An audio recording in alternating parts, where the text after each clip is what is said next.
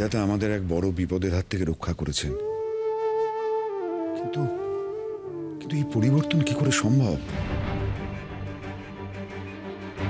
কিরণের গর্ভের সন্তান মহা শুভ শক্তি সম্পন্ন বিধাতা বলেছিলেন, আর আজ আমি তা নিজের চোখে দেখলাম। কিন্তু বিধাতা এও বলেছিলেন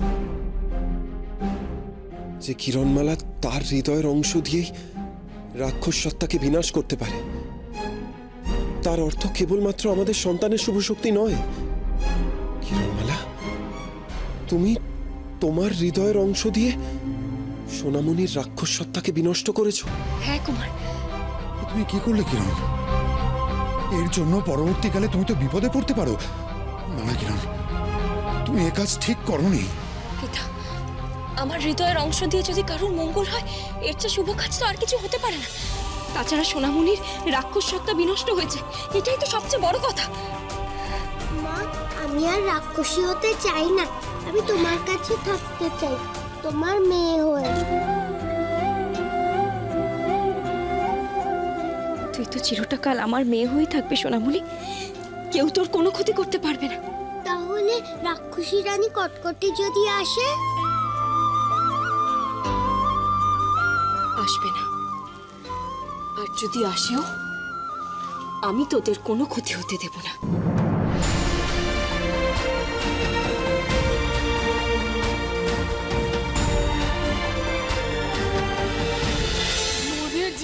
মরে যাই হেলা কটিমা, এই যে রাক্ষসীকে মনীষীর ছা বানিয়ে দিল।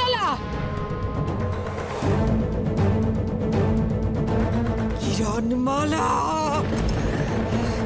কিরণমালার গর্ভের সন্তানের এত ক্ষমতা! আমার মায়া দিয়ে তৈরি করা মৃত্যুবান নষ্ট করে দিল। মৃত্যুবান? তোমার মৃত্যুবান হয় না, আমাদের দিকে দিয়ে আসে। অহংকার!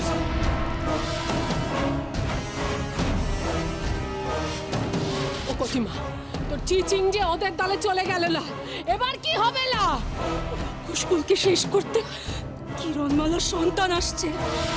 এখন এখন ওই ওই ওই চিচিং জুটেছে কিরণমালার সাথে। চুপ করো সবাই। আমাদেরকে চুপ করিয়ে কি হবে কটকটি?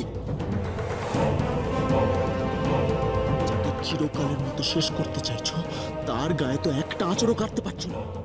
সে তোমার ওই মৃত্যুবানকে আমাদের বিরুদ্ধে না ব্যবহার করে। না,